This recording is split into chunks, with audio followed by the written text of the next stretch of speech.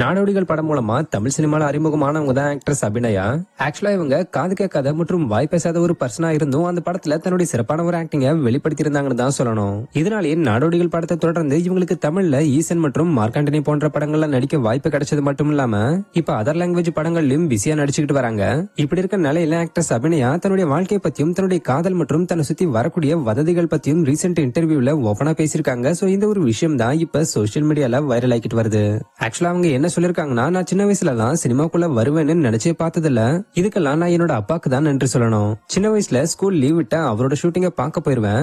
உண்மையா சொல்ல போனா அதெல்லாம் எங்க அண்ணனுக்கு போர் அடிக்கும். ஆனா எனக்கு அப்படி இல்ல, ஃபுல் டேவும் உட்காந்து ஷூட்டிங் பார்ப்பேன். அப்பதான் எனக்கு நடிப்புனா என்ன, அவங்க என்ன பண்றாங்கன்னு பார்த்து கத்துக்க ஆசை வந்தது. என்னோட டான்ஸ் டீச்சர் கூட என்னை என்கரேஜ் பண்ணுவாங்க. பெங்களூர்ல துருப் அப்படின்னு ஒரு நடிகர் இருக்காரு, அவர் தான் என்னோட இன்ஸ்பிரேஷன். அவர் எனக்கு நிறைய கத்து கொடுத்தாரு. அதுக்கப்புறம் தான் நாடோடிகள் படத்துல நடிக்க வாய்ப்பு கிடைச்சது. இப்ப நான் இங்க வந்து நிக்கிறேன். ஆக்சுவலா நான் நடிக்க தொடங்கின காலகட்டத்துல டைரக்ஷன்ல இருக்கவங்க எப்படி ஒரு வாய் பேச முடியாத பொண்ணால இதெல்லாம் பண்ண முடியும்னு என்ன ரொம்ப அசிங்கப்படுத்துவாங்க. ஆனா எல்லாருக்கும் திறமை இருக்கு, இப்படி அசிங்கப்படுத்துறவங்க முன்னாடி எல்லாத்தையும் செஞ்சு காட்டி நிரூபிக்கணும்னு நான் நடிப்பேன். அப்புறம் விஷால் ரொம்ப தங்கமான மனுஷன். சொல்ல போனா அவரு ரொம்ப பாசிட்டிவான ஒரு ஆளு. அவர் என்கிட்ட சைன் லாங்குவேஜ் எல்லாம் கத்து கொடுக்க சொல்லுவாரு. நாங்க எல்லாரும் ஒன்னாதான் உட்காந்து சாப்பிடுவோம். அவர் என்னோட க்ளோஸ் ஃப்ரெண்ட். அவர் என்னோட மெமரியில எப்பவுமே இருப்பாரு. ஆக்சுவலா எங்களை சுத்தி வர வதந்தி எல்லாம் ரொம்ப முட்டாள்தனமானது. விஷால் எனக்கு ப்ரப்போஸ் பண்ணாரு, எங்களுக்கு சீக்கிரம் கல்யாணம் ஆக போகுதுன்னு வர செய்தி எல்லாம் நம்பாதீங்க.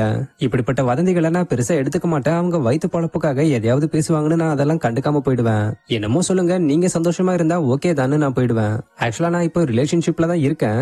என்னோட சின்ன வயசு ஃப்ரெண்டு தான் என்னோட பாய் ஃப்ரெண்டு. 15 வருஷமா இந்த உறவு தொடருது. அவர் என்னுடைய ஃப்ரெண்டுன்றதுனால அவர்கிட்ட எந்த விஷயமா இருந்தாலும் என்னால பேச முடியும். என்கிட்ட அவருக்கு எந்த விதமான ஜட்மெண்ட்டும் இருக்காது. இன்னும் எங்களோட கல்யாணம் பத்தின பிளான் எதுவும் பண்ணல, அதுக்கெல்லாம் டைம் இருக்கு. நான் இன்னும் செய்ய வேண்டிய விஷயம் நிறைய இருக்குன்னு சொல்லி ஆக்ட்ரஸ் அபிநயா பேசி முடிச்சிருக்காங்க.